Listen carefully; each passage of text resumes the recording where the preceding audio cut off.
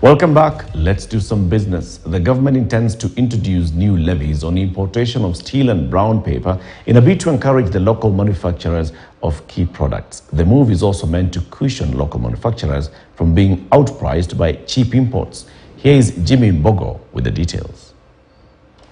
In industry, CS Moses Kuria now says his ministry has set out to attract investments worth 1.2 trillion shillings in foreign direct investment before the end of the year. This, according to him, will be done through privatization, increased activities at the Nairobi Stock Exchange, as well as the creation of aggregation centers across the 47 counties to ease export process. I expect to raise $10 billion by end of this calendar year 2023. I have got already those deals in the pipeline. I am not residing here, I'm residing out there trying to talk to these people.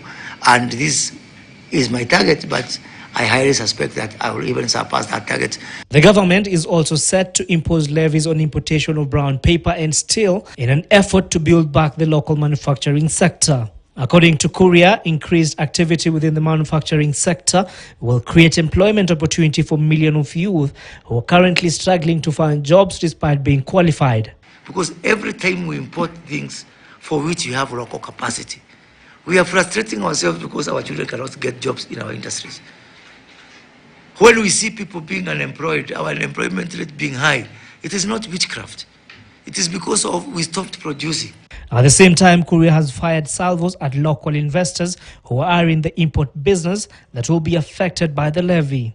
He says they will need to remodel their businesses and align with the local manufacturing sector to help rebuild the economy. I don't want to caution them. I want them to buy locally.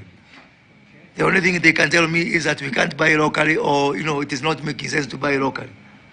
Yeah?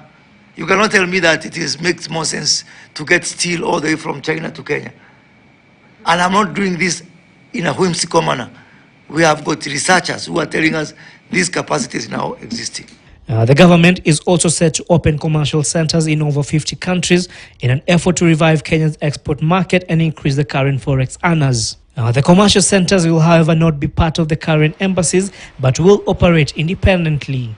Jimmy Mbogo, KTN News. The government is proposing to form a private